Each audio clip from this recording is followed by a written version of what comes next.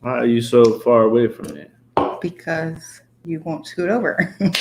Wait, do I have to scoot over? Yeah. You do. There we go. All right. What else calling? Should I answer it? Oh, I guess. Hello, ladies and gentlemen. Welcome to our live show. Hi, Israel. Hi. Ace is here too. You guys are editing? No, we're live. We're on YouTube right now. We're live. You can watch us if you want.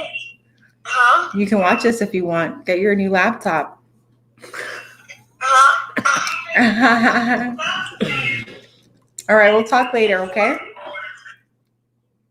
Okay. Okay, bye.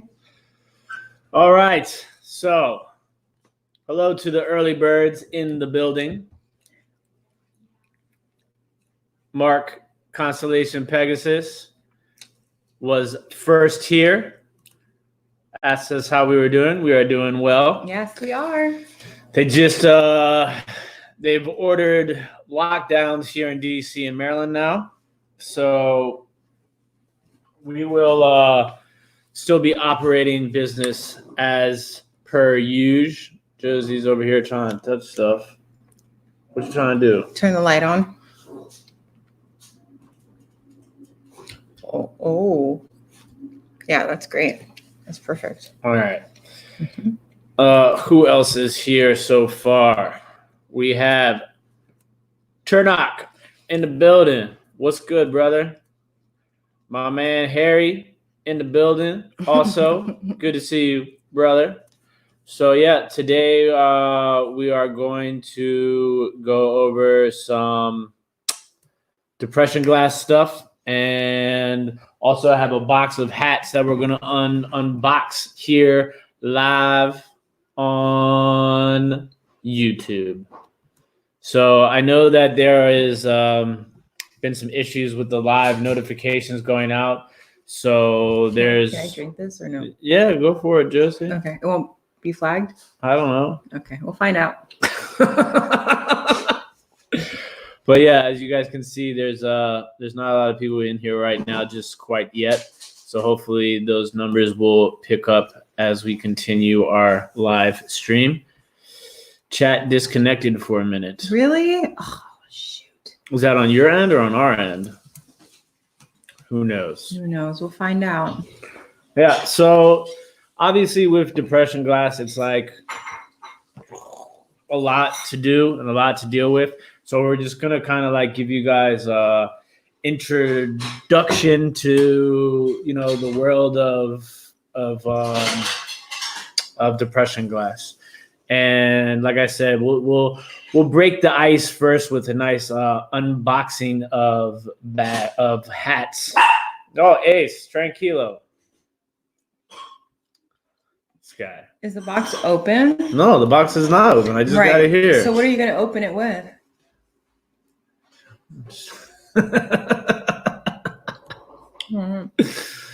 Oh man.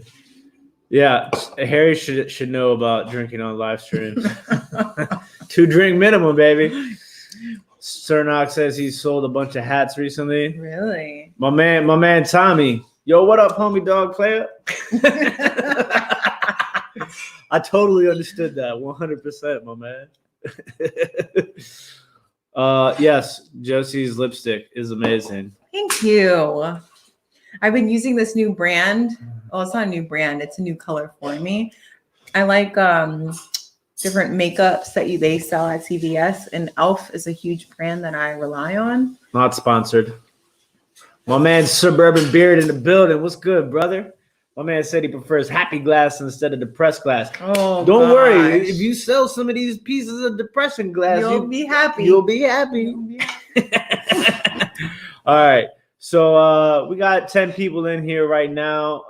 I think all I really want, Cernock is in the building. You ready to should we go ahead and give out some tanks here? Because I got this box of hats, what I'm saying? I wanted to kind of like enter into the glass, give everybody a little bit of time to get here before we start going through glass stuff.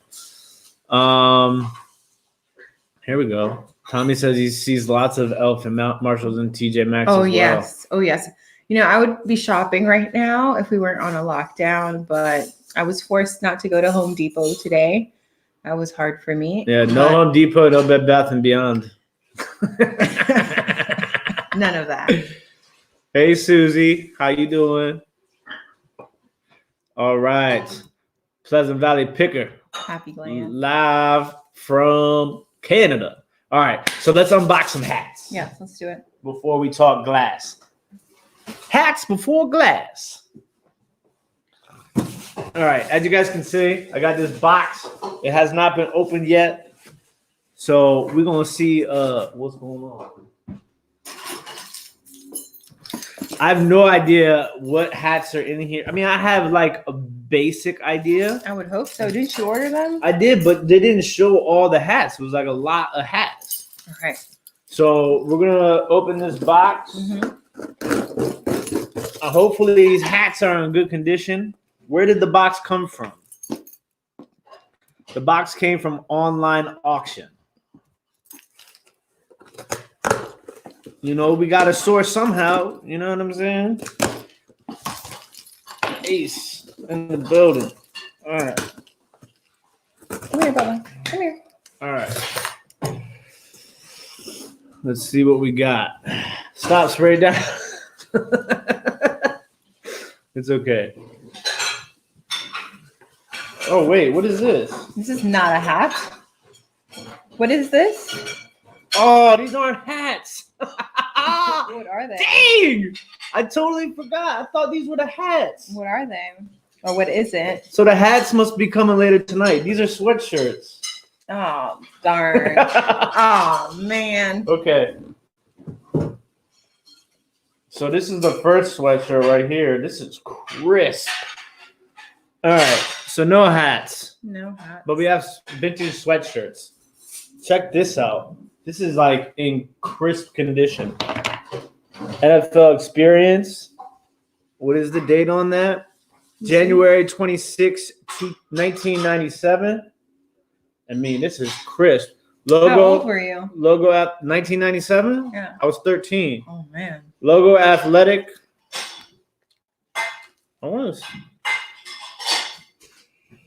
This is nice. Yeah. Nice vintage crew neck, crisp NFL Experience. Oh my gosh, in my face. All right. So no hats, so sorry. We got the second one though. This one right here still has the tag on it. It's fresh. And it is made in USA. Logo Athletic. Another NFL Experience. 1998. Bam. New with the tags. Made in USA. NFL Experience. So, yeah. No hats. Sorry. Dang, I was excited. It's like 20 hats. I thought I should have known better, but they didn't tell me that the sweaters were getting delivered today. They said the hats were getting delivered I wanted today. to know if you wouldn't have known unless you had opened it. Well, I know, but that was the whole point. Is I wanted it to be a surprise, like It was a surprise. so. At least everybody knows that this was a real unboxing. No. All right. So Tank has given the first sweatshirt on the Tank scale was 7 tanks. Not too shabby. Okay. So maybe what I'll do is I'll save the box of hats for me and Cernock to do a live upcoming this week, and we'll call it Hazmats and Snapbacks, and we'll go through some stuff like that. What you think about that, Cernock?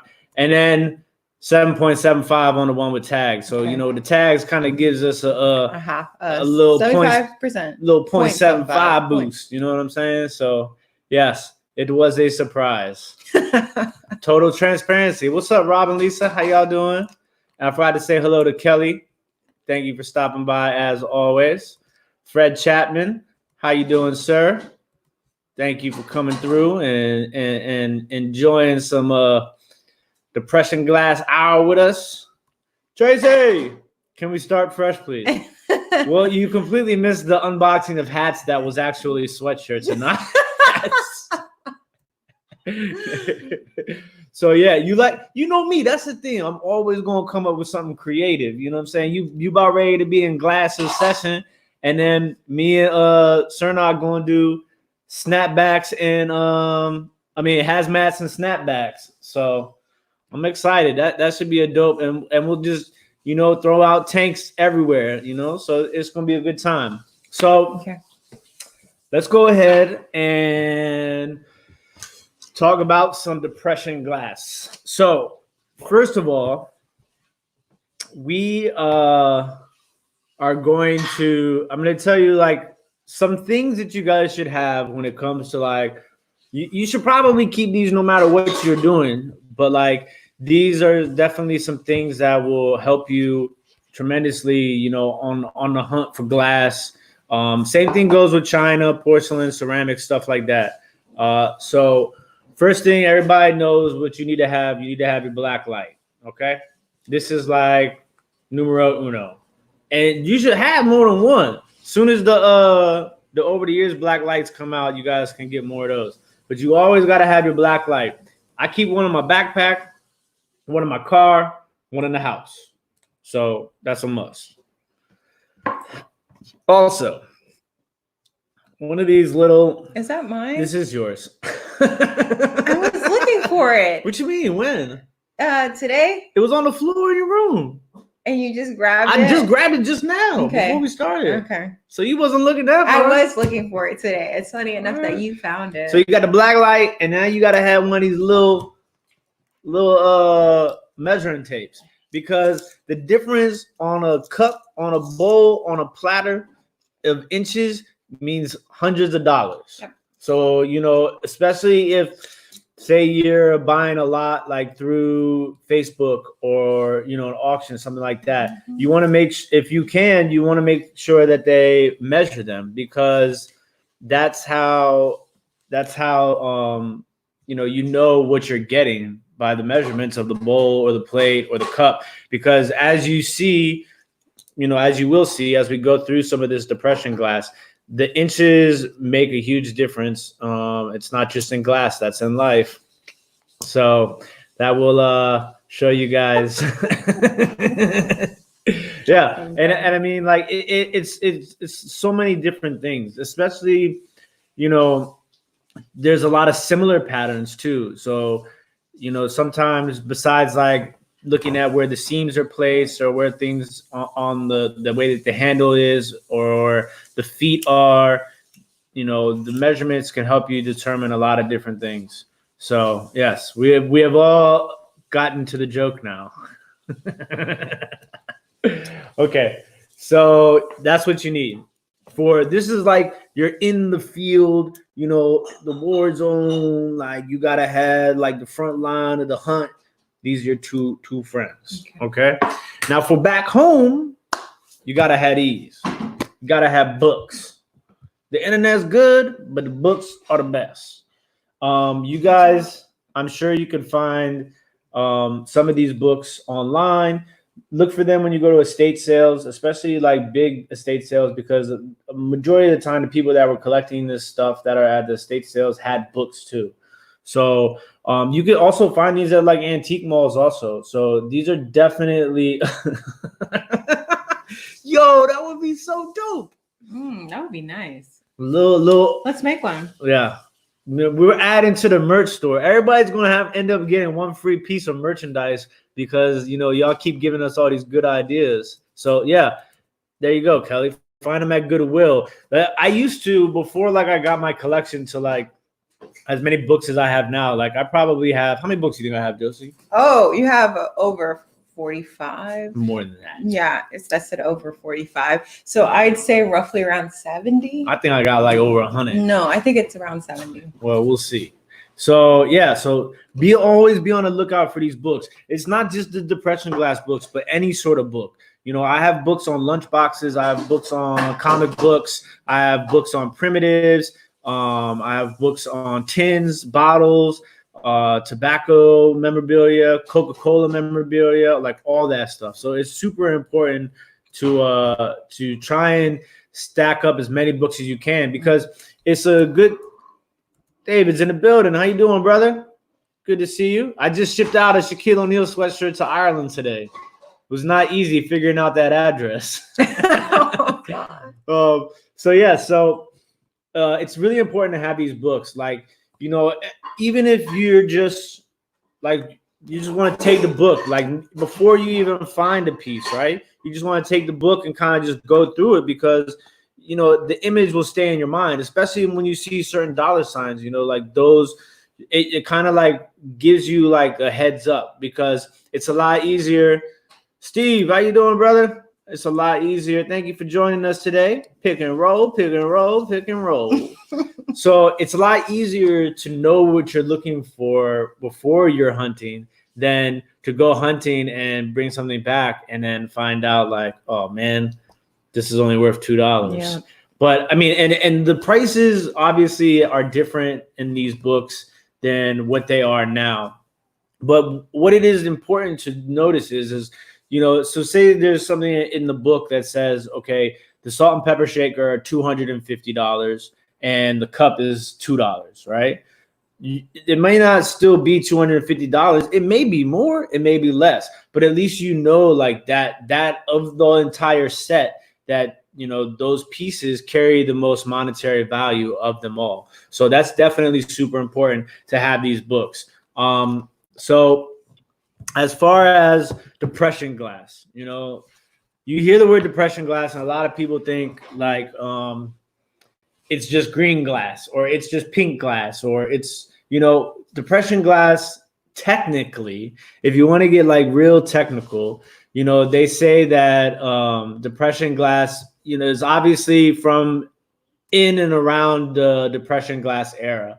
I mean, the era of the Great Depression. So, you know, it started really becoming collectible in, I'd say, probably the 60s. Depression glass does come in multiple colors. You'll see it in green, pink, yellow, sometimes an amber, crystal, or also sometimes black. So you'll see that a lot of different times. Some of the companies that you want to look out for are going to be like Anchor Hawking. These are like, there's a lot of different companies, but these are some of the like bigger producers of like a lot of different patterns. So you have Anchor Hawking, Indiana Glass Company, Jeanette Glass, Federal Glass, Hazel Atlas, you know, Hawking Glass, which is a little bit different than Anchor Hawking, but pretty much the same thing. And then you have U.S. Glass Company. You also have like Imperial and Westmoreland kind of dabbled a little bit in there.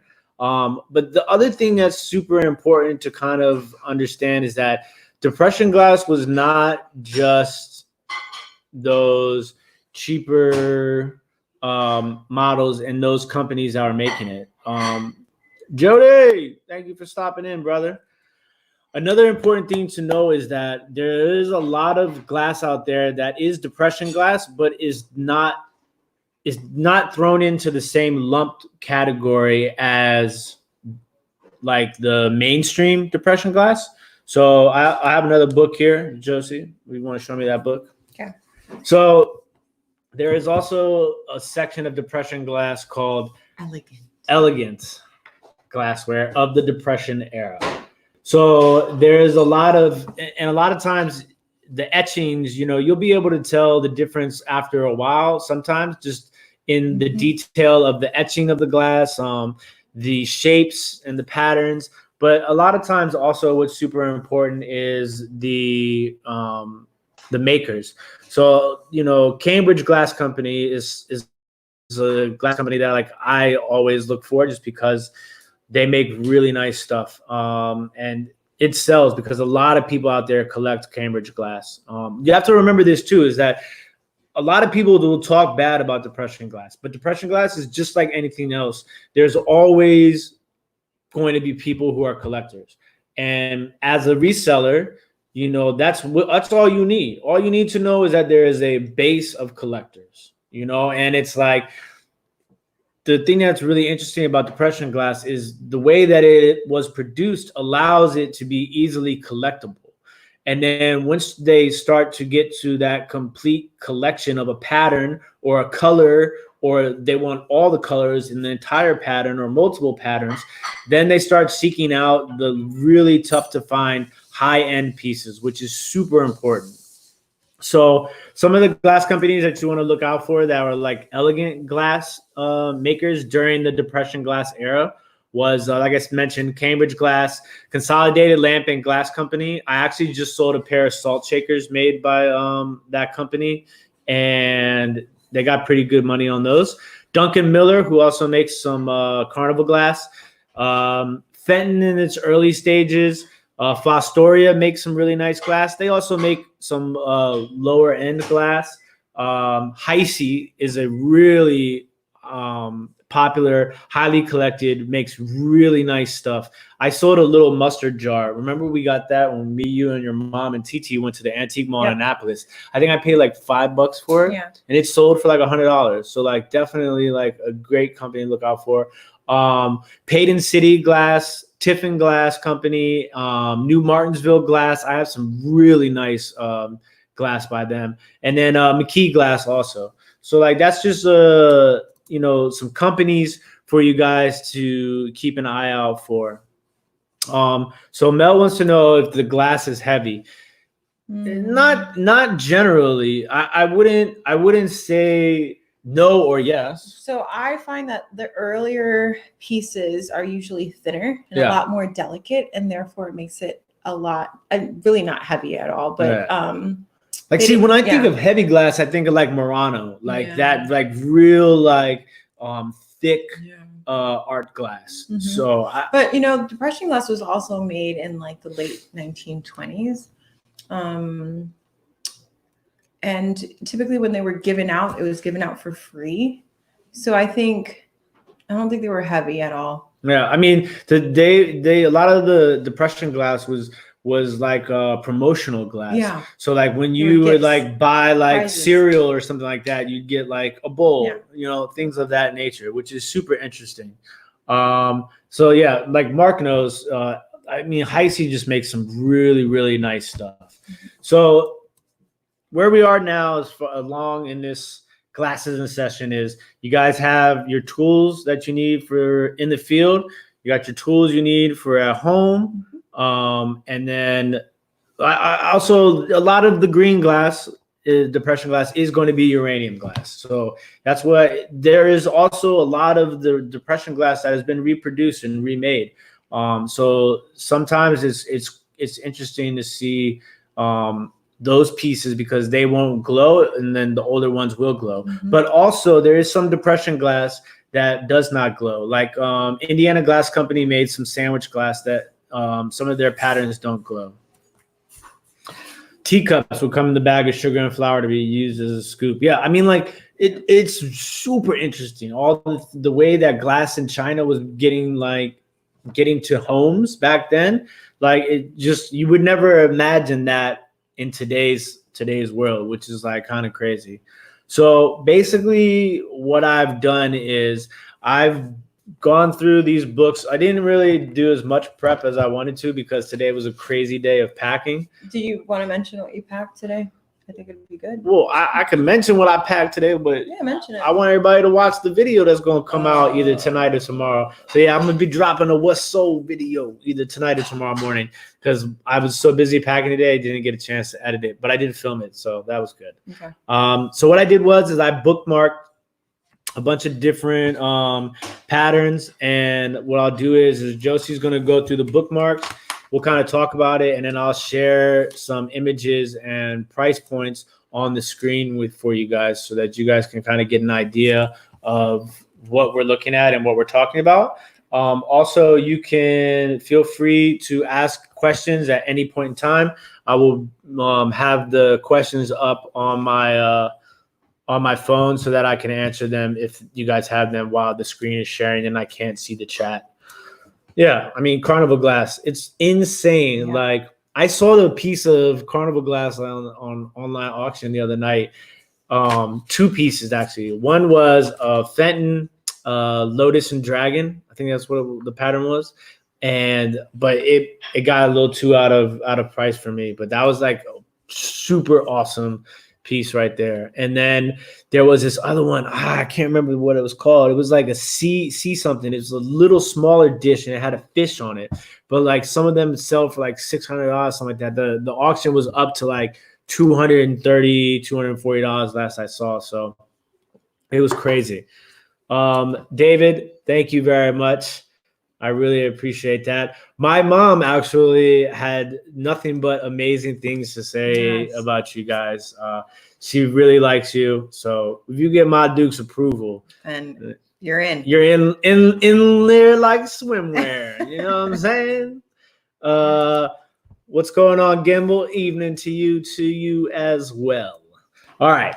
So first up is American Sweetheart, Macbeth Evans Glass Company. Okay, so this one right here is all right. So this came in two different colors, pink, and I don't even know if I ever say this right, but it's Monox, which is kind of like a creamy milk glass, but it's kind of like opalescent around the edges. I don't know if I've explained to you guys before about the Ring of Fire, which is you can hold the milk glass up to the light and it kind of looks orange around the outside of it.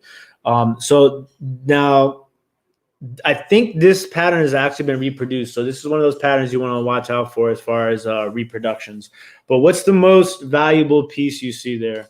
The most valuable piece I see is a salt and pepper shaker. Okay. That's footed. So salt and pepper shakers in depression glass, always be on the lookout for it. No matter what the pattern. Obviously, some are going to be worth more. I know that's not the most expensive. I retract my answer. I know, but I'm just saying, like, the point I want to make is that with depression glass, there's going to be, or in any glass in general, there's going to be lots of pieces within the set that are always going to like probably be more valuable than others. Now, besides the plates, some plates in different sizes, like butter dishes, crazy. Butter dishes, crazy. Salt and pepper shakers, usually pretty crazy. Pitchers tend to be another one. And some of the elegant glassware will come in like ice buckets and stuff like that. So the salt and pepper shakers are definitely pretty pricey. What else? Okay. The most expensive thing I see is a pitcher with 60 ounces. 60-ounce pitcher, yeah. And then those pitchers only came in the pink of American Sweetheart. Let's look them up. Yeah. I have the... You have them up? Let me see. Share screen. Hold on. Let me say hello to my man Chris really fast. Chris, what's good, brother? Congratulations again on the 1,000 giveaway. Yay. I'm kind of upset I didn't win anything, but I still love you. All right. Yeah, here we go. Pieces that were handled a lot usually were the ones that got broken the most, and which makes them more valuable in today because they're not as easily found because they've been damaged along over the years. Like I did that right. But the same thing goes with like teapots. Like that's why we sell a lot of teapots because teapots will always get broken. Either on the spout, the handle, or the inside where the lid, because people don't know how to take the lid off a teapot or place it gently down. Yeah, man, I'd be eyeing people at the flea market. Oh my gosh, it's the worst when you hear it just ting. You're just like, oh my god. All right, so let me go ahead and bring the screen up really fast. All right. So I actually had this one pulled up already. So here is an example of the salt and pepper shakers. So this you can tell they have the original lids to them too. Yeah. And you can see American Sweetheart. The maker of these, don't forget, is Macbeth Evans. And I mean, obviously the prices change all the time, but like this just kind of gives you an idea. Like, this is $520 for this salt and pepper shaker set. Sold in, last year, which is a lot of people are saying glass is down. I am the complete opposite. I believe that, glass is on the come up. I mean, look at these pictures too. Like people were bidding on this or bought it now. And the pictures aren't even well taken. Yeah. Blurry as can be. But yeah, so I mean, there's probably I would go out on a limb and say that a lot of us have probably seen, you know, this pattern before, either at the thrift store or an estate sale, and you just never thought to think of it. Yeah. But yeah, this is something to always be on the lookout for. Obviously, salt and pepper shakers, but yes, these are the pink ones right here. I don't think did they make these in the Monarchs? They did. They made these in Monarchs also. Yep, they're $100 less. So now I'm going to show you guys Macbeth Evans Monarchs. Okay, now as you can see, this is what I was referring to as the Monarchs. This is like the cream version. These are like large sets right here, but like, look at this right here. I mean, this is crazy. How you doing, Jennifer? I see your comment. Yeah, I mean, look at this. This is just they got 9 of these soup bowls, and those 9 of those bowls sold for $540. Like it's pretty crazy. So you can see, I mean, this is replacement, so obviously like the value is not necessarily what you see here. But like, look at this. This is, I know that this one was another one because I saw it in the book, the covered sugar bowl. Mm-hmm. That's one of the more high priced ones, right? So the sugar bowl and lid footed. Yeah, is I think 500. Yeah, 500. So I mean, that was back then that this is what that was priced at. So, you know, that's pretty insane stuff that you see there. Macbeth Evans, what is the picture? 60 ounce. Now, look at this right here.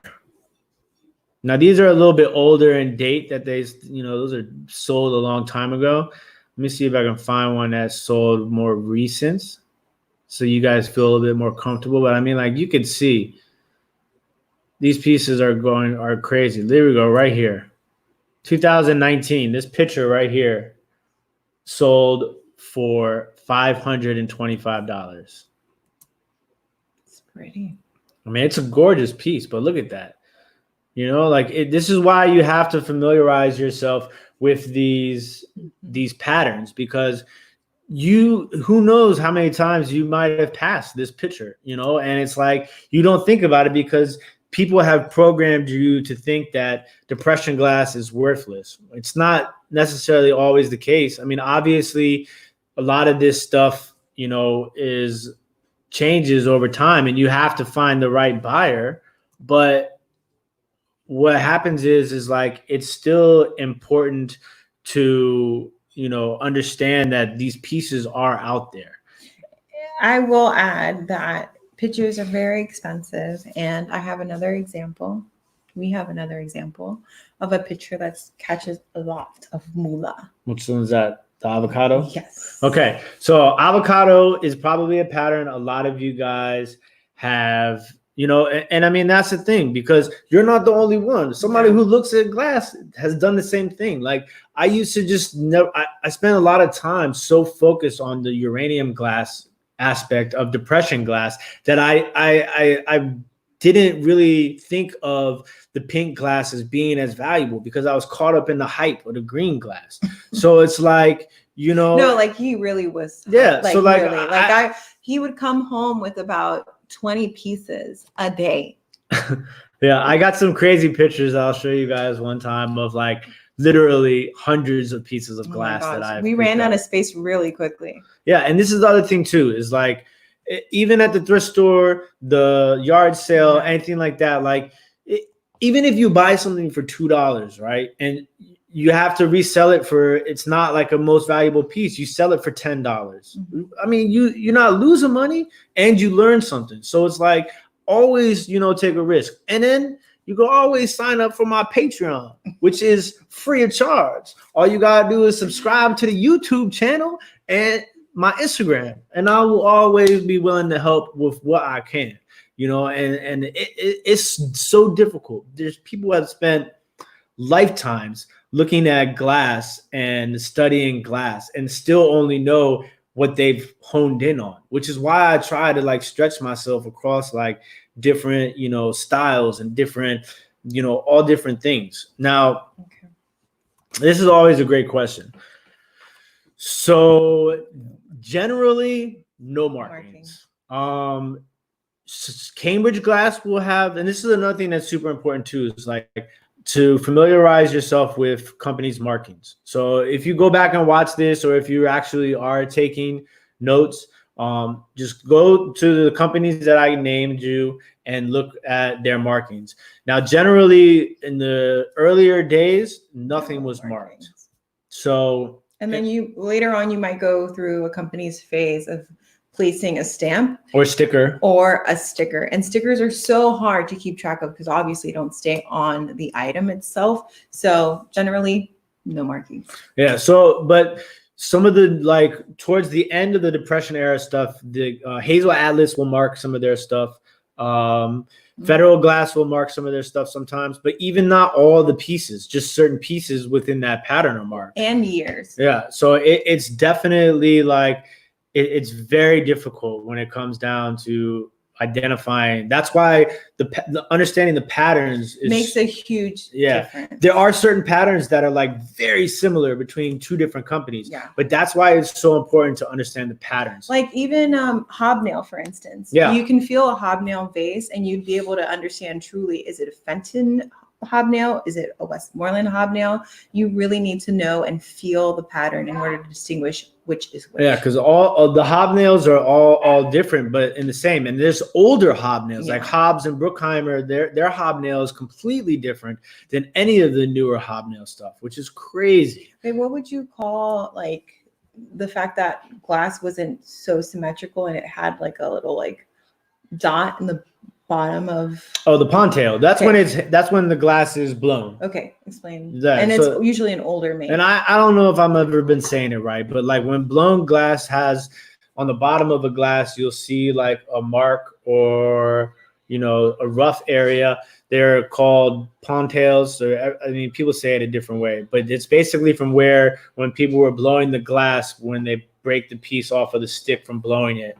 There's some of them that stay rough, some of them are smoothed over, all different types of ways. So that's another, like, that's a whole nother ballgame. All of this stuff was Depression glass was machine made, so not blown glass.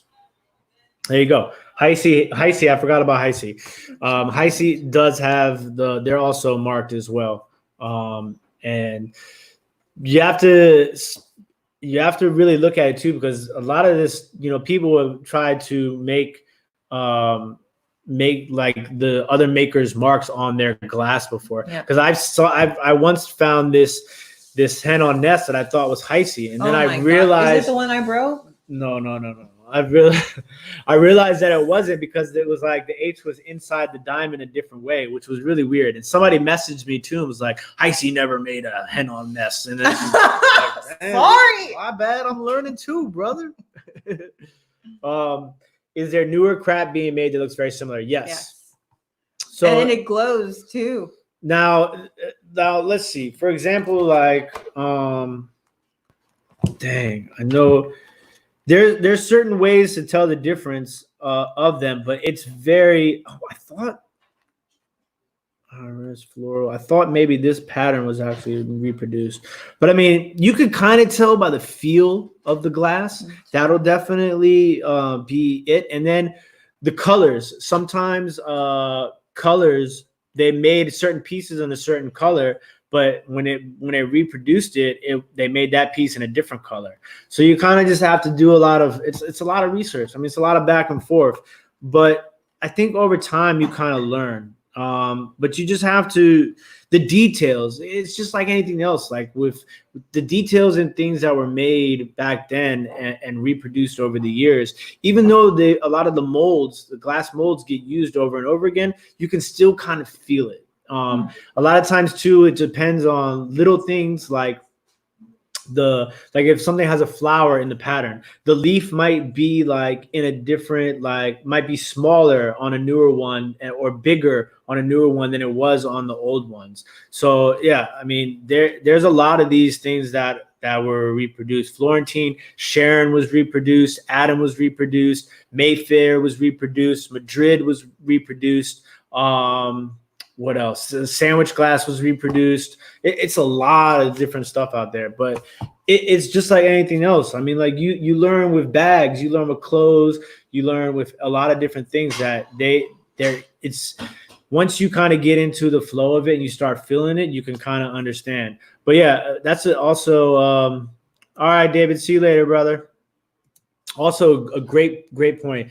There's a lot of the Pinterest boards up that have charts of maker marks and stuff like that, because eventually it is ideal to kind of, you know, learn the maker's marks. Like, and that's not just with like glass, but also with China. Especially with China, maker's marks are important for dating, because over time the maker's marks, they change. So like that kind of helps you date the era in which a piece was made. Obviously there's like these large gaps. Sometimes there's smaller gaps, but sometimes there's like they use the same back stamp for 40 years. But sometimes they use the same back stamp for 2-3 years. It's really helpful as far as dating pieces. Yeah. Edinburgh crystal. That's a new one. I'm going to have to take a note of that. I haven't heard of that. All right. So what's next up? We're going avocado. Oh, yeah. All right. Avocado. The picture. Yeah. So this is made by Indiana Glass Company. Mm-hmm. So Indiana Glass Company made this pattern called avocado. I'm sure a lot of you have seen it before. I have a bunch of pieces of this, actually. Yeah. Not a bunch, but so this is like avocado. As you can see, it kind of has like this shape of avocado. And this is also uranium glass, so this will glow. Now what is avocado green picture? Now this is one to look out for. Now a lot of the other pieces in this pattern are what like, you know, in the really not in this price range. So we have bowls, we have creamers that are footed cups, we have tumblers, sugar, and like those things are not necessarily highly priced, but this piece in this pattern, thing in this pattern. Yeah, like look at the prices on this stuff. You know, like this was in 2016. Yeah, so that's what Josie was just about ready to bring up, Mark, about how it looks very similar to the Tierra line called Sweet Pear. But like this picture right here sold for $2,000.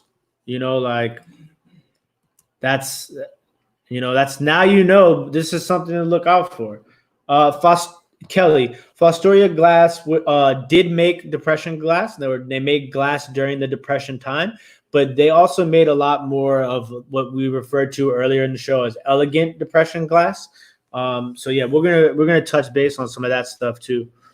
But yeah, and a lot of times too on the Depression glass, you want to look at the bottoms. Also, you'll notice that in Carnival glass as well. You'll know that they had put this pattern or something in the lines of the pattern also on the base of the dish. You want to talk about iris? No, I want to just Carnival glass. No. Just keep going through. Okay. What about cameo? Cameo? Mm-hmm. Okay, so this is another popular cameo ballerina is what it's also called. Or dancing girl. And it's made by Hawking. Oh, I'm gonna spell. Now this is a pattern that I would imagine you see a lot of, because I see a lot of this also. And this came in green and yellow. Did it also come in pink too? No. See? No, just green and yellow. Well, actually, no. It did come in pink. And also, so this came in green, yellow, pink, and crystal with a platinum ring. So this is hey Danny May, good to see you. So this is another interesting pattern. You'll see a lot of this one. All right. Let's look for the picture. The picture. For syrup or milk. It's 5 3/4. All right. Now this is a high ticket item in this pattern. You know, this is like it's a syrup pitcher or a milk pitcher. They sometimes refer to it as. Right. So colors fetch different pricing. So let's put yellow. The yellow one. Yeah, that one's really expensive. Maybe no one has it. Yeah. No one has it. Yeah. This picture in this color is $2,000. Yeah. So that's another one that's really expensive too. Let me bring up a pattern of the picture of the pattern so you can kind of get more of an idea of what to look for. Because they also made this called in cameo rose, where instead of the ballerina, there was a rose in the middle. But here you could see, there you go. You see the ballerina right there inside of that pattern. So this is a pattern I see a lot of. Now, there's some other pieces in this that fetch money as well, right? The goblet, the wine goblets. Okay, so what are the difference in the sizes of the goblets? This one's 3.5. Okay. So, for example, you have goblets. Okay, so the goblets will come in 3 different sizes, right? Is that the right size? 3.5.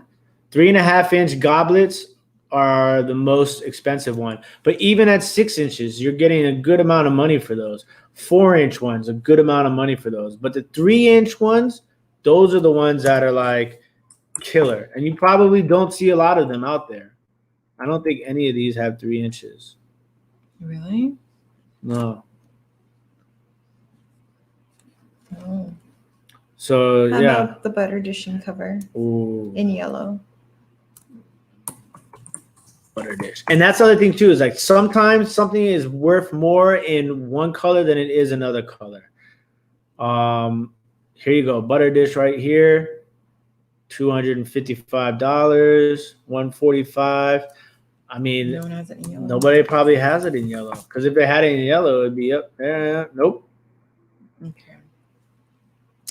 How about the cocktail shaker with the metal lid? Cocktail shakers are always really, really awesome to find. Nothing. No cocktail shaker. Nope. No one wants to get rid of it. All right. So what's the next pattern we're going to go to? Let's go to cherry blossom. All right. Cherry blossom. Okay, so this next pattern is made by Jeanette Glass Company. Jeanette Glass made a lot of glass during the Depression era and even past the Depression era. One of the patterns that they make is called the cherry blossom. I'm just like, some of these prices are like insane to think about. They made this pattern in pink and they made this pattern in green. So let's take a look really fast. Which one? The platter. 9-inch platter. Okay. So oval. Jeanette cherry blossom. You can do either or because they're in the same price range. You put 9-inch.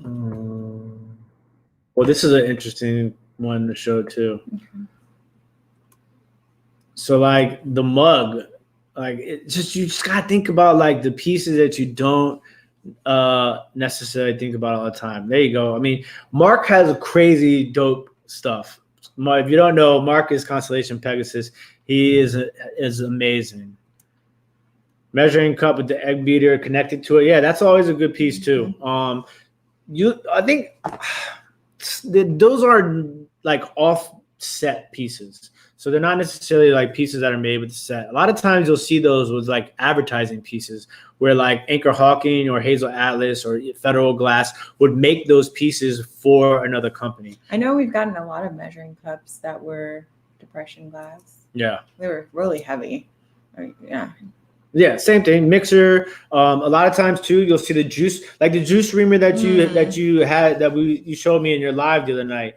The juice reamers will sit on top of those measuring cups too. So those are also, I mean, if you could find the ones with the beaters on it, yeah, with like the jadeite wooden handle color, those are really nice too. Those are super popular and will fetch some good money. But this is Cherry Blossom made by Jeanette Glass, and this is the mug right here. Now this mug, one piece mug right here, fetches $750. Like that's crazy. Small. So here we go. We got a question about Tracy. So let's bring this really fast. You have 2 cherry blossom bowls, or the small bowls called berry bowls, depending upon the measurement. Right. How many inches are they? What's the size of the bowls? Because if it's the 4 3/4 size bowl, it is. Yeah, so 4 3/4 inch bowls are the berry bowls. Mm-hmm. The next level up is a cereal bowl, and then the next level up is the soup bowl and the flat soup bowl. Those fetch good money. There's also the round berry bowl that is 8 inches as well. So you have one that's really small and you have one that's because like typically the berry bowl set, you'd have one big bowl and then you'd have all the smaller bowls to go around it. So that's a case where you got to bring out the tape measure. Over the years tape measure coming soon. So you think they're about 5 inches? Yeah, 5 inches. So if it's a little bit less than 5 inches, then it's a berry bowl. If it's a little bit more than 5 inches, like closer to 6 inches, then it's a cereal bowl. And the cereal bowl is going to bring you a lot more money than a berry bowl would. But at that point, with the 2 bowls, if they're both berry bowls, I would just lot them both up and sell them as a pair. That's going to obviously, that's where the exact measurement is so important, because you're looking at a difference between like, $20 and $60. Yep. Just on that small measurement right there. So the mug that we saw though, when it was first sold, how much do you think it cost? It was probably given away with a whole box of cereal. You think so? Yeah, it was for sure.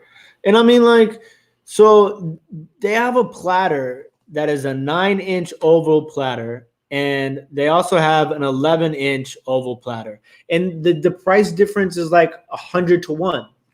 More than that, right? More than that. What is it's an oval platter? So the platter, the 9-inch oval platter is $1,000 in this book, but I can imagine that the price would just go up.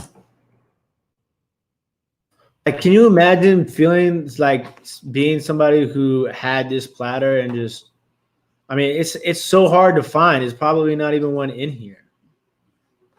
Wait. I don't see one. We go down. But were those all 11 inches or no? Yeah. This is a 13-inch platter. That's not $1,000.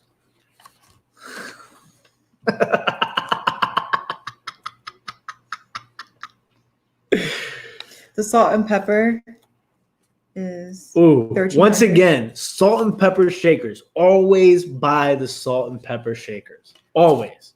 That's like, if you get anything out of this, like, really, it's crazy. I'm throwing a lot at you guys, I know.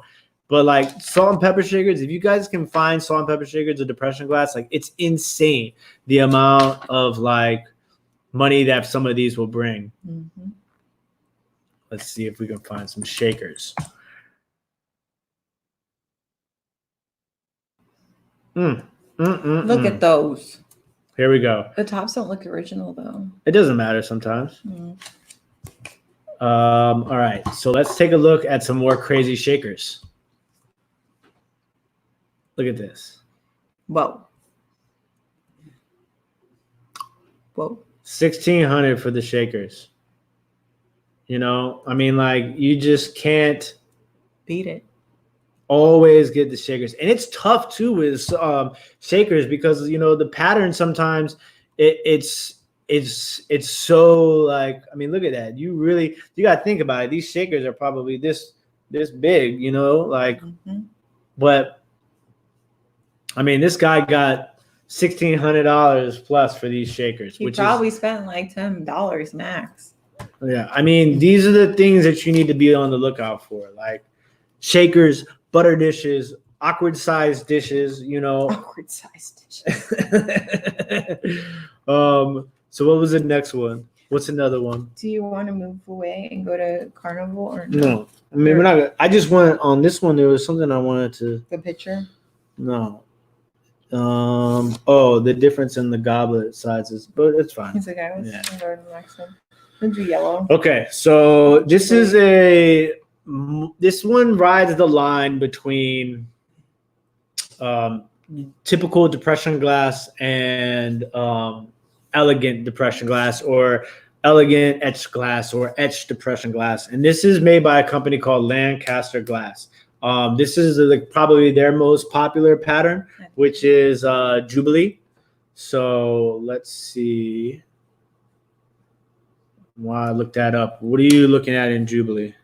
I want to see I think it's a picture in that pattern. Let's start with the candy jar first. Right. Candy jar with lid. Let's do that one. Let me see if I can bring up the pattern first for them to see the way it looks. Jubilee.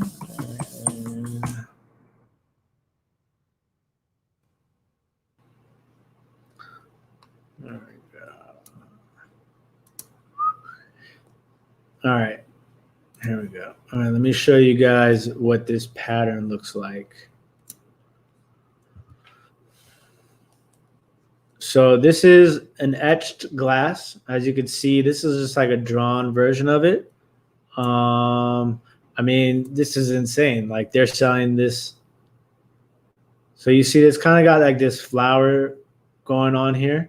But I mean, like, Replacements is selling one of these glasses for $80. I mean, obviously, you know, for us reselling would probably be like $50, something like that. Right. But it's very, very thin, very delicate. Like, this gives you more of an idea because you'll see this one big flower right here, and then you'll see like the laurel style branched off leaves of it right there. So let's see. And this comes in pink, yellow, and crystal. Crystal. So their candy dishes, they don't have much. Candy jar, which one is it in there? No, the candy jar with the lid. Footed. Okay. And then what's another? The pitcher, right, is the big one? Yeah.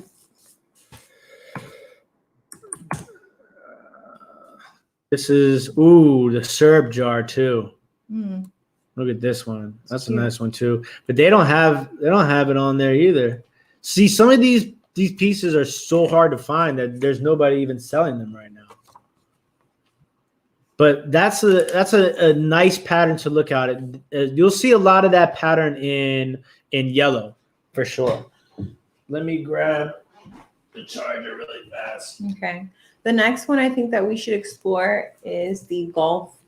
I call them the golf ball pattern. Which one is that? The golf ball. You don't know which one it is? But no, I thought was that The golf pattern. You don't know which the one? one with the golf balls on the in between the foot is the stem of the glass is a golf ball? No. The raindrops. The raindrops? The raindrops. Now there's a reason why I marked that one too. All right, raindrops. Let's do raindrops. What was the reason? Oh yeah, salt and pepper shaker. Federal glass. Yeah. So this is another pattern here that's going to be interesting to you guys because we got some new people in the chat. Let me say hello. South London reseller. How you doing? How you doing? What's going on, brother? 9-pound hammer in the building. How you doing, sir? Thank you for joining us. Thank you for joining us. All right. So now this is when stuff can begin to get tricky, is when you have these patterns that all have very similar things going on. They're mostly like the optic patterns. You have the, your raindrops, you have your thumbprints, you have your honey octagon optic, so it's super difficult to tell the difference between all of them. But Federal Glass made a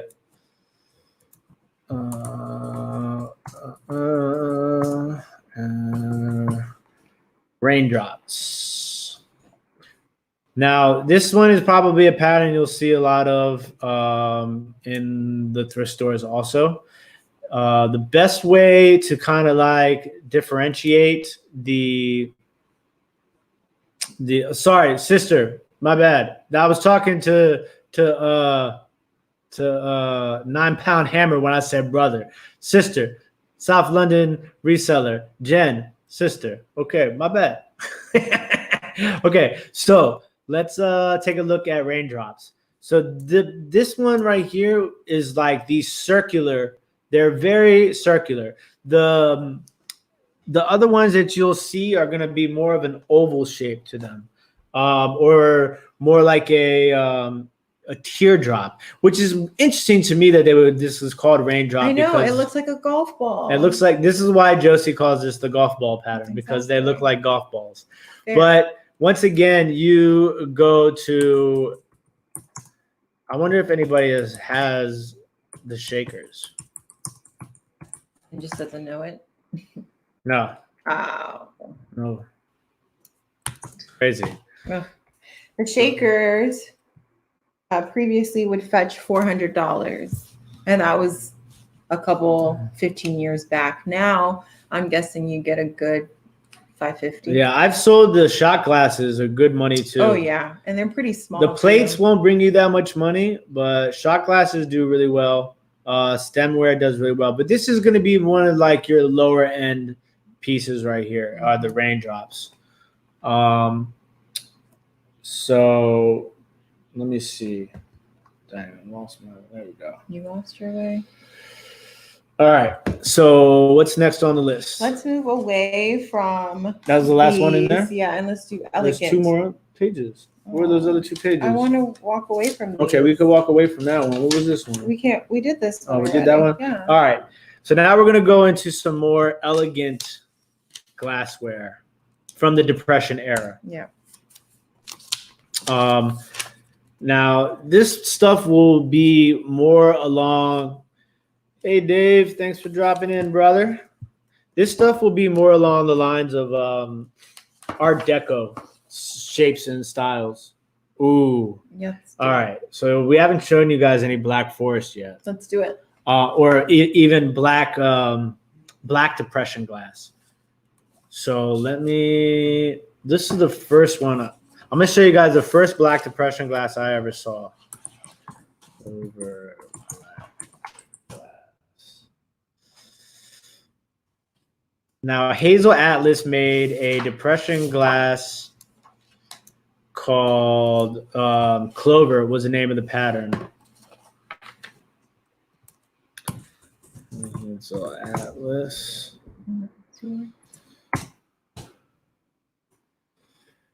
Ooh, there we go.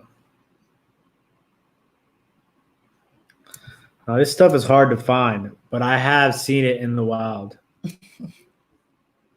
That's a bad picture. It's terrible. Yeah, let me go here. Hazel Atlas Clover. Black. There we go. This is like one of my favorites, personally. This is, where is it? Hazel Atlas Cloverleaf Black.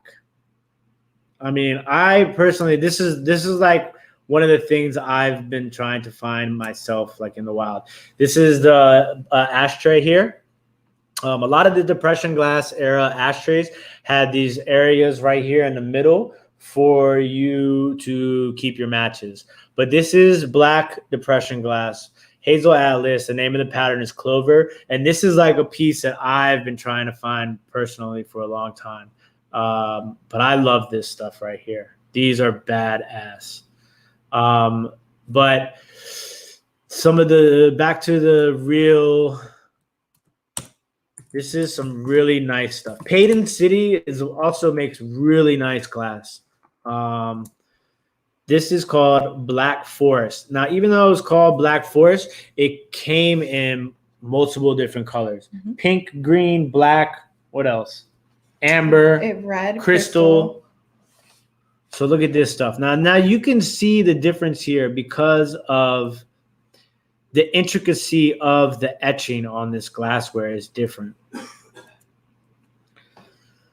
Now, like this is like, they call it Black Forest because you have, is it a moose?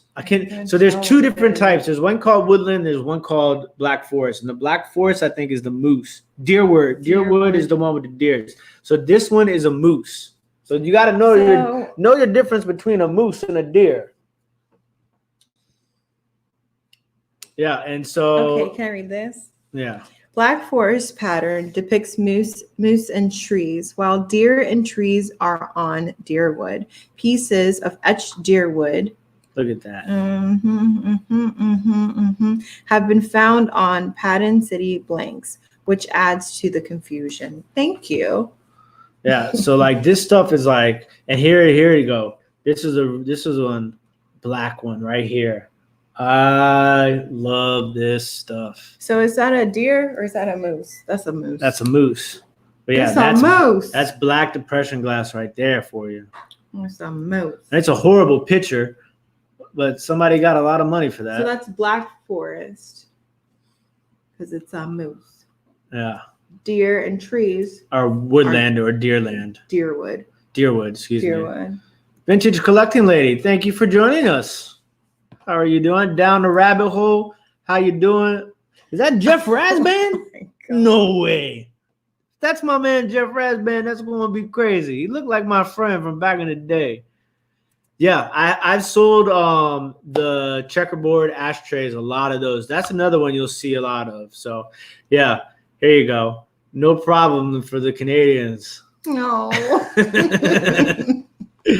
But yeah, that Payton City makes some really nice stuff. Now, some of that Payton City Black Forest stuff, like the pictures with the water glass that goes on top, they call them like what are they called? Nightstand or bedside pictures. Yeah, because you can pour yourself some water. Exactly. You know. All right, what's next in the? Okay, next up we have Dance of the Nudes. Okay. So this is like, now we're getting a little bit out of the stuff. We're getting really fancy. We're getting fancy now. Okay. So anything that has like pictures of naked women dancing. Well, not even just naked women, but people dancing. Like, you gotta have the lines. If you ever watch Russian ballet, they have the craziest lines. The lines of the Russian ballet dancers. The Bolshoi. Yeah. Ballet company. Believe it or not, I've seen a lot of ballet in my days, and Josie obviously is dance ballet. Yes. So we're your very odd couple balleters, glass people. No. No. Okay. Well, I know about my ballet. Okay. Bet y'all anything I knew about ballet. Oh God. Okay, so this was made by Consolidated Lamp. Yeah. And glass. Yes. Okay. Consolidated lamp and lamp. I don't know how to type all of that. Okay. Dance of the Nudes. Or Dancing Nudes. We only got one. You sure you don't want to type it in?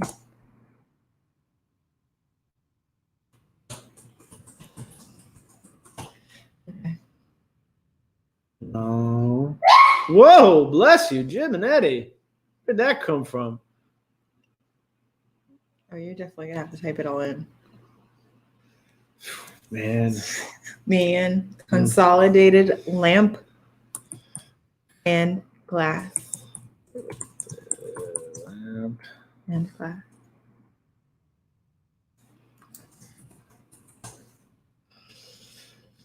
Oh, now this stuff, man. It's pretty. They make all different types of stuff, though. All right, let's share the screen. But I can't. What the heck? All right, hold on. All right. Nudes. Sorry, guys.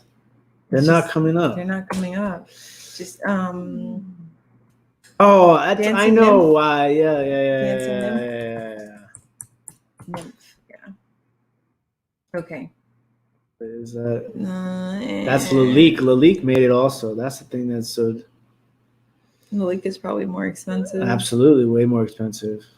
Here we go. This is one. Dancing nudes. Okay, let's share the screen. All All right, we're ready. Okay. Yo. Really? They're talking about the dancing at the Redskins game. Oh, God. Oh, my word. Oh, that video. Okay, so look at this, guys. This is the dancing nymphs or dance of the nudes. If you ever see anything like this in any sort of Gently grab it yeah, and pay for it. I mean, they're the bigger pieces are worth more money, but this stuff right now is selling crazy because it's just got that classic Art Deco vibe. But technically, this is considered to be, elegant glass of the Depression era. So, like, always be on the lookout. Like, anything that has dancing people on it or naked people on it or, those things. I know we were just joking a second ago, but that's, like, totally something to look out for. Yep, I agree. Okay, let's move on to the next one. I think I got some Cambridge in there, too, right? Is that this one? That is that one. This one. What else did I mark? Flanders. Tiffin Glass Company, Flanders. Oh, look at that piece. So delicate. That is bad. It makes me scared. I cannot. It's so cute.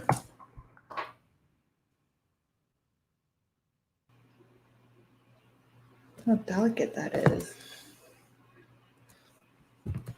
Okay, so this is Tiffin Glass. I'm sure a lot of you guys have heard of Tiffin Glass, but they make a lot of. They're actually kind of like one of the more versatile glass companies, in my opinion. Now that I think about it, because they make a lot of different stuff. Yeah, and that's why they get often. Times they get mixed up with Cambridge. Yeah, I mean, and in the beginning stages, they did a lot of the etched glass like Cambridge. And when you start getting into etched glass, it's super difficult because a lot of the patterns, they don't even have names; they just have numbers. Sure. So you have to really take your time to like figure out. Like I have books just on Cambridge glass because it gets so intense. But let's share the screen. Share screen time. All right. Ooh, and Tiffin also makes what we call watermelon glass. When it is a combination of pink and green. We call this watermelon glass. So this is a pattern by Tiffin called Flanders. And you can see that this is watermelon glass because it's green and pink. Now the green parts will glow under your black light. You could just look at the detail in that etching. I mean, that is some serious detail in those ferns and leaves and blossoms. But this stuff is just gorgeous. A lot of people collect watermelon glass too. These are bad pictures. I'm telling you, man, a lot of these are bad. A lot of people are selling this stuff with horrible pictures. But yeah, look, that piece sold for $1,300. Crazy. See, Lisa knows about watermelon glass. She says, I'm in love with the watermelon glass. I'm in love with the watermelon glass. Just like that. Just like that. Is there another pattern in the book? No, those were the 3 that we chose, but I can choose another one that I like a lot. Yeah, so now we've gone through the ones that I just kind of chose to show you guys. So now we're going to just kind of go. Oh, I love watermelon too. Where I see it, I can crush a whole watermelon to myself. No questions asked. I love watermelon. Yeah, see, everybody, what's going on, Sonny? Thank you for jumping in the building, my brother. So, yeah, watermelon glass is crazy. I got a lot of watermelon glass that I haven't listed yet. And I see, the thing is like this. Sometimes you find something and you know it's worth something, but you can't identify it. And now, like, I picked up a lot of stuff in the early stages of me reselling and learning about glass and China that, like, I just didn't know anything about. And I kind of just pushed it to the side. And now I'm like, I gotta, now that I've learned how to research better and learned more about glass, I'm just like, I gotta go back and really dig into that stuff. So it's just salt or no salt. I'm not a big salt guy on my watermelon. Not to say that I wouldn't eat it if somebody put salt on it. I've never done that. We should try that. I'm quite curious. I mean, I love salt. I'm sure the salt brings out the sweetness in the watermelon, even so. I got a question. Have any of y'all ever tried maple syrup on salmon? Game changer. I don't think so. I mean, your mom makes some killer salmon, but I'm just saying. It's needed. Are we going to eat tonight? What kind of question is that? I don't know, Mom. I'm just saying, like, I also started getting a little. I gotta go pay rent tonight too. All right.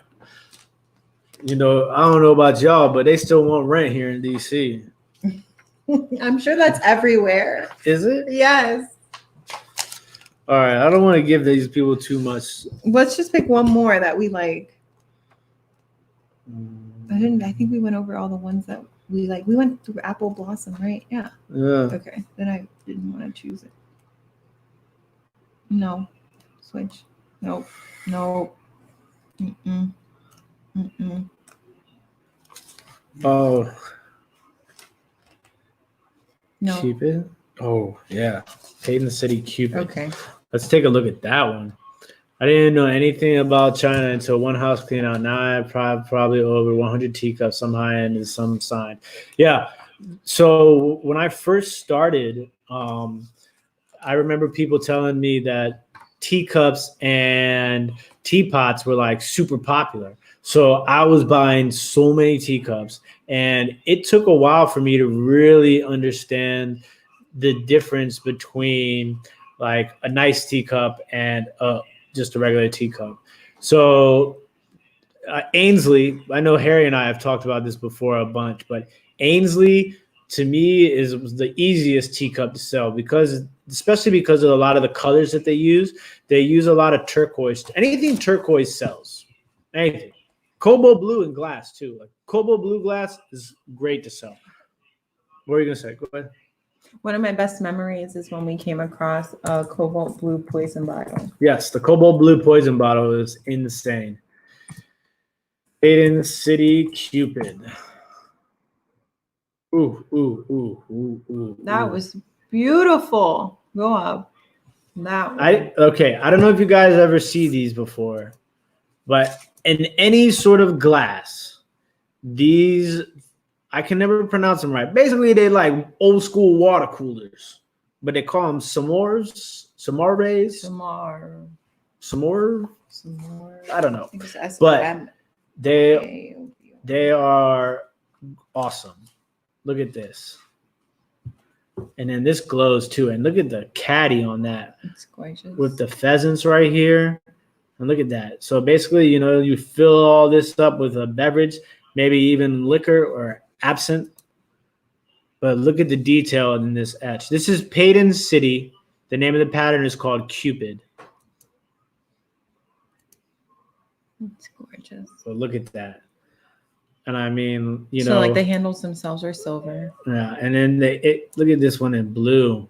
Ooh, this is like an ice blue. Look at that. Oh my goodness. So, but a lot of different glass companies made these in different shapes. And a lot of them are super valuable.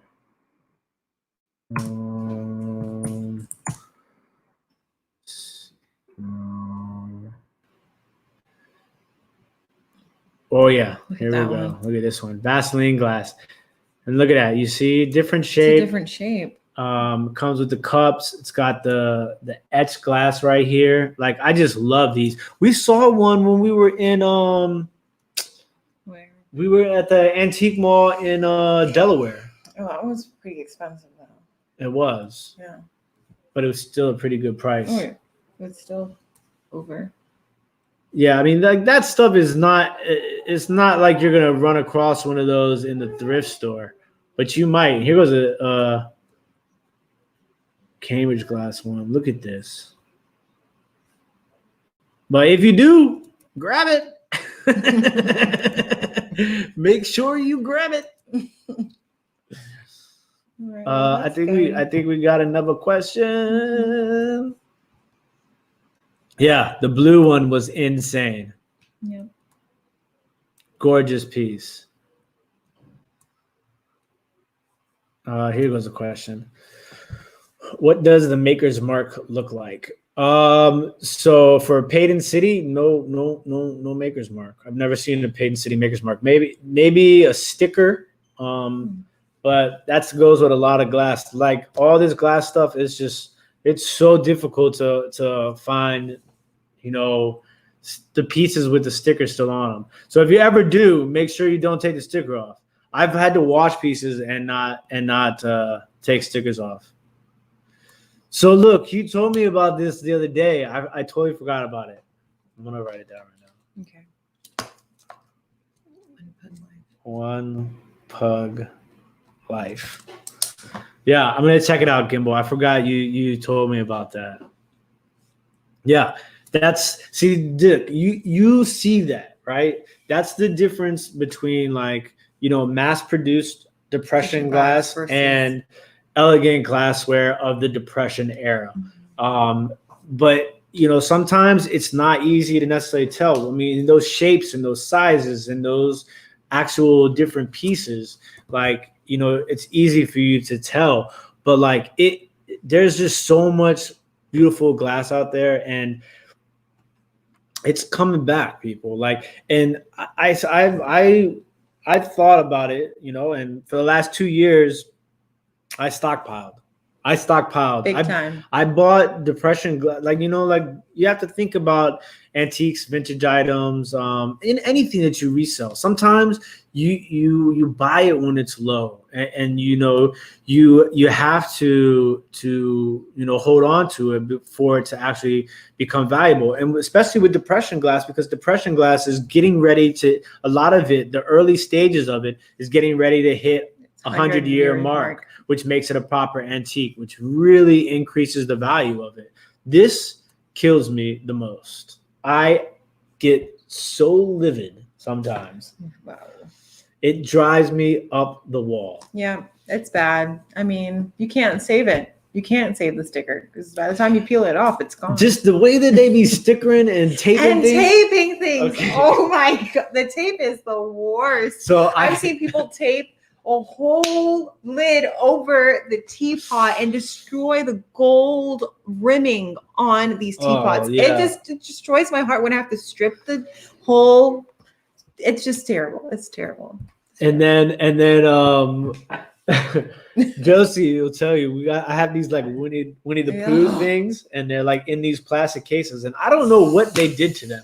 They literally like mummied taped the boxes, probably like twice over, and they've probably been like that for a long time. So then all the gooey, you know, stickiness that was on the actual tape stayed on those Pooh Bear containers, and it took me about 40 minutes to remove it from 2 boxes. Yeah. And there's 2 more left. And guess what? I'm not touching it. You heard me. I'm not touching it. But yeah, I mean, this is like is a huge important thing. You know, it's just like once things hit that 100-year mark and it becomes a antique, that alone will bump it in value a little bit. You know, but it's just there's a lot of glass out there, and then I try to learn something new all the time, and it's like you can't spend too much time trying to follow trends because they come and go. But like some glass, like if you just have to show people the power of glass, like sometimes you just have, like, I really want to do a video and show you guys how glass can be displayed, because I know people don't really realize that it doesn't just sit on a surface. You can have a whole framing of a piece of glass, like a plate itself, and have it on a wall. Or what else do we usually do? In the windows. Like I'm just looking at the window behind us. Like when the sunlight comes in through some of this glass, like it's just like it's absolutely gorgeous. Here's a little tip for everybody from my man Mark, Constellation Pegasus. Really? If you soak the tape with lighter fluid, it will dissolve the tape and save the gilding. So that's just don't smoke around it after that. Okay, let's try that. So yeah, that's a good point too. Good. Yeah, thank you. So I'm still not doing it. So yeah. All right. So again, we're gonna go ahead and wrap this up now, because literally we could sit here and talk about glass for hours upon hours, but I gotta go pay rent. Yep. Some of that glass I sold, so but I hope you guys enjoyed this video. I know it was a lot to take in, and we will continue to like dive into like new things.